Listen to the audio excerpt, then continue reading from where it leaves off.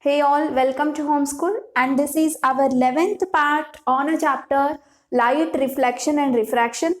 And if you want to watch the previous parts, links are provided in the description where you can click the links and have a detailed explanation about all the concepts. Say in my previous video, we have started with spherical lenses. We have seen how does a spherical lenses look like, convex lens, concave lens, what's the difference between both of them. And we also studied various components like what do you mean by center of curvatures, like there are two center of curvatures are possible. Then what do you mean by aperture, optical center, and we have also found where is focus in case of convex lens and where is focus developed in case of concave lens, right? And in today's video we are going to learn about rules for drawing ray diagrams of spherical lenses. So with the help of ray diagrams we will study where is an image formed through the lenses, right? So the main purpose of the lenses is like they produce a different kinds of images when an object is kept at certain distances, right? And to learn about the image formation by lenses we take the help of ray diagrams, and to do a ray diagram we need certain rules that has to be kept in mind, like we did it in spherical mirrors, right? When you were drawing the ray diagrams of concave mirror and convex mirror, you have used the rules, right? The two rays you will take, when the two reflected rays meet, there you have decided that there appears an image. Similarly, to draw the rays, we need certain rules. So the rules are just similar to the mirrors only, little difference you will have, okay? So try to listen carefully and see here, the rule number 1 is, okay, so let me write the rule number 1. So the rule number 1 is exactly similar to the rule number 1 of spherical mirrors. That means a ray, an incident ray parallel to the principal axis,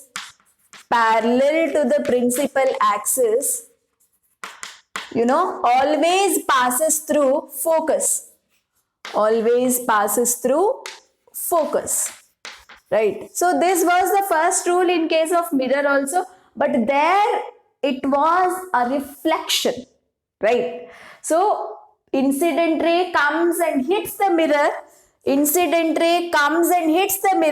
and the reflected ray, this is how a ray reflects, and this reflected ray passes through a focus. This was our rule number 1 in case of mirror. So here we are talking about refracted ray passing through focus, okay? So which ray passes through focus here, guys? Refracted. Once incident ray hits the lens, what happens? Refraction occurs and the refracted ray passes through the focus. That's what you have to understand here. So let us draw it. How does this happen, right? Say if this is our concave or convex lens. This is our convex lens. See, we are studying all the rules now for convex lens. Okay, there are 3 rules for convex lens and 3 rules for concave lens. So altogether 6 rules we are studying.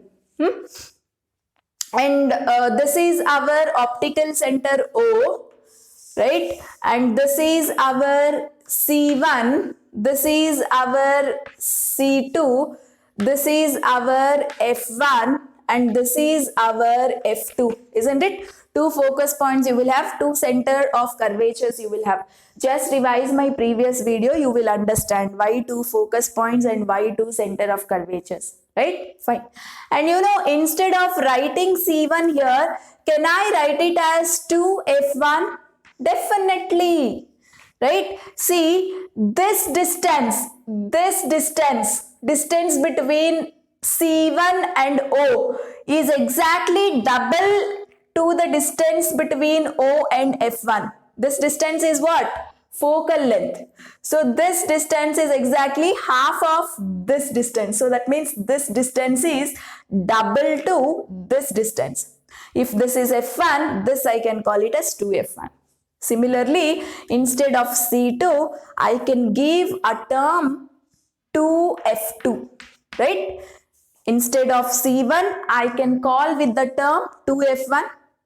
Okay, instead of C2, I can call with the term 2F2. If this is F1, this is 2F1. If this is F2, this is 2F2. Yeah, fine. And what I said, array parallel to the principal axis. Array parallel to the principal axis. This is incident ray showing arrow mark is very important. Okay, this arrow mark is for in which direction the ray is going. Ray is going like this and it is hitting here. Refraction occurs and the refracted ray passes through whom? It is passing through F2, focus. Okay, see here, if the incident ray hitting here, it's not that refracted ray passes through this F1. You know, this is what we call reflection. Coming and going in the same direction is reflection. We are talking all about refraction, right? So the ray will not pass through F1. The ray has to pass through F2. Okay, say this is one of the rule for drawing a ray diagram you can remember.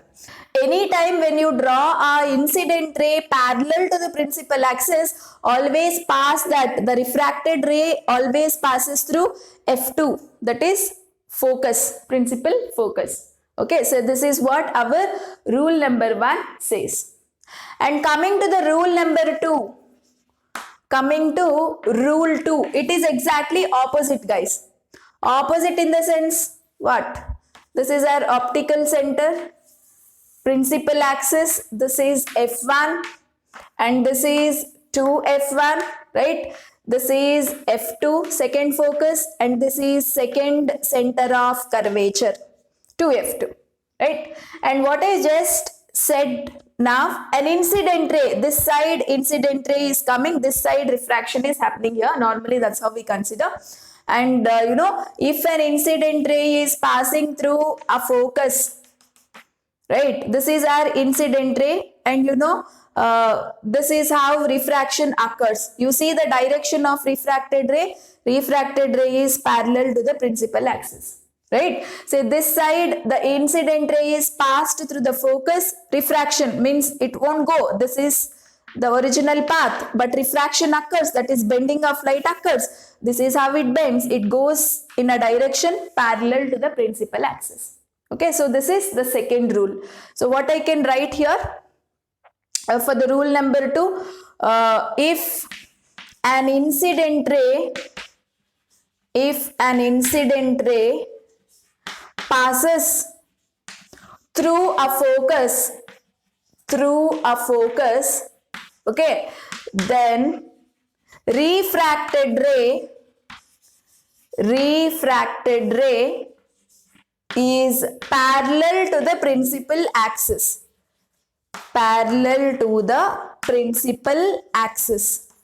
Okay, so this is our rule number 2. Rule number 1, rule number 2 is exactly opposite. If the incident ray is parallel to principal axis, refracted ray passes through focus. If the incident ray is passing through focus, F1 focus, refracted ray that comes out is exactly parallel to principal axis. Okay, and coming to the rule number 3, rule number 3 is very, very, very interesting, guys. Observe carefully. If this is your convex lens, this is O, optical center, right? And this is focal point 1, this is focal point 2, and this is center of curvature. First center of curvature I can also write with 2F1. Second center of curvature I can write with 2F2. Okay, see here, if an incident ray passes exactly through optical center, the ray do not deflect. Refraction does not happen, guys. There is no refraction here. So guys, this is a very important rule. Remember, if an incident ray passes through optical center, there is no deviation, guys. There is no bending of light. Observe here. There is no bending. That means there is no refraction because the angle of incidence is 0 here. Okay, say there is no refraction. Keep this point in your mind. This is very important. Whenever an incident ray passes through optical center, there is no refraction. The ray goes in a straight line. Okay, so what I can write here, if an incident ray passes through optical center, there is no refraction. You don't find any refraction here. Okay, the ray passes in a straight line. Ray passes in a straight line. Okay, so very, very, very important rule. So these are the 3 rules that you have to remember for convex lens. Using any 2 rules, you will make ray diagram, right? So 2 rays, image is formed when refracted rays meet in a lens, right? So to make 2 rays, any 2 rules you are using, either this ray or this ray you can consider, or this ray you can consider. Any 2 rules you can use for making ray diagram for showing image formation in convex lens. Okay, so now let us see the rules for concave lens. Same rules, nothing much. Okay, but little difference you have to remember. So let us go for concave lens rules. See, for concave lens, first rule. So how do you draw a first rule for the concave lens? How do you represent a concave lens? Something like this, right? So middle part is thinner, edges are thicker, right? So this is our concave lens. Both sides are bulged inwards. And this is our O, optical center and principal axis. This is one focus F1. This is another focus F2. This is one center of curvature C1. Instead of calling C1, I can write 2F1. And here I can write 2F2. Isn't it?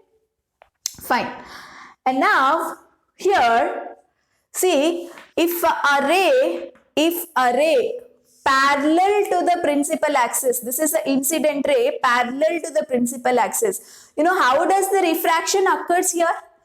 In case of convex, this is how refraction occurred, like converging, right? All the rays would converge. But here, how does the refraction occurs? Refraction occurs like this, right? The other side, refraction occurs like that.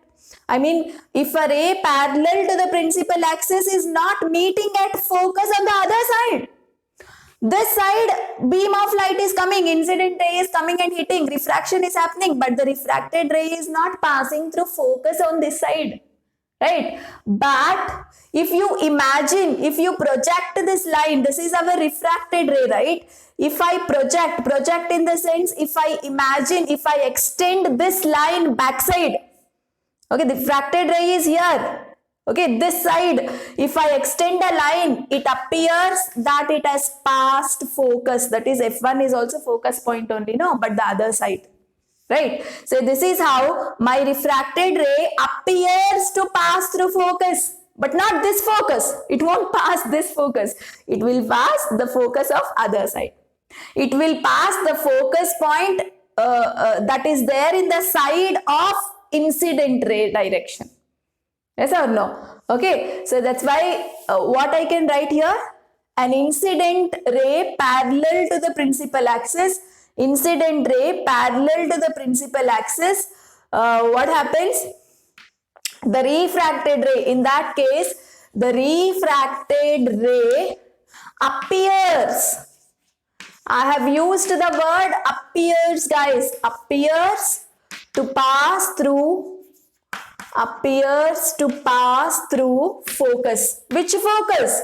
Not the focus of the side of refracted ray.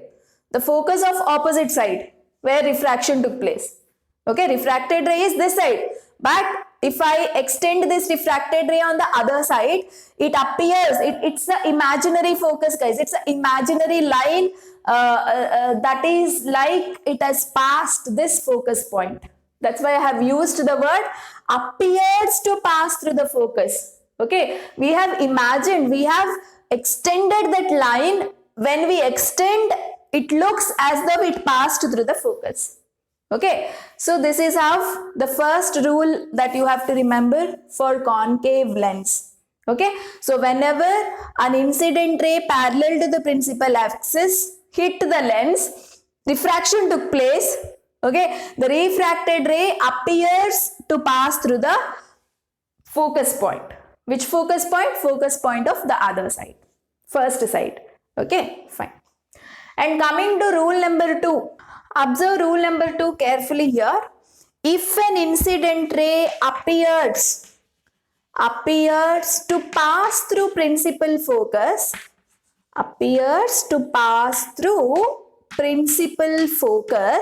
okay, then the refracted ray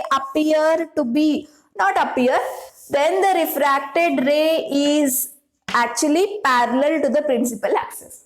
Say that means just opposite to this. Say for example, if my incident ray is something like this. Okay. See, this is how refraction occurs. Say this is incident ray and this is refracted ray. Say if this incident ray I project, if I extend, where is it passing? It is passing through focus, no?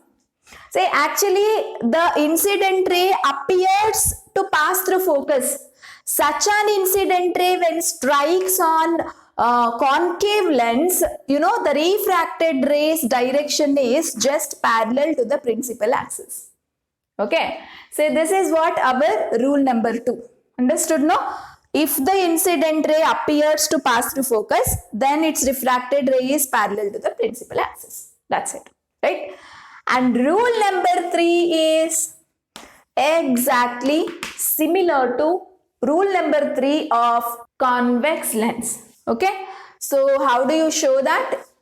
Say we all very well know these are concave lens and this is O and this is F1, this is 2F1, right? And this is F2 and this is 2F2. Okay, so imagine if the incident ray is passing through the optical center, then there is no refraction, there is no bending of light to any side.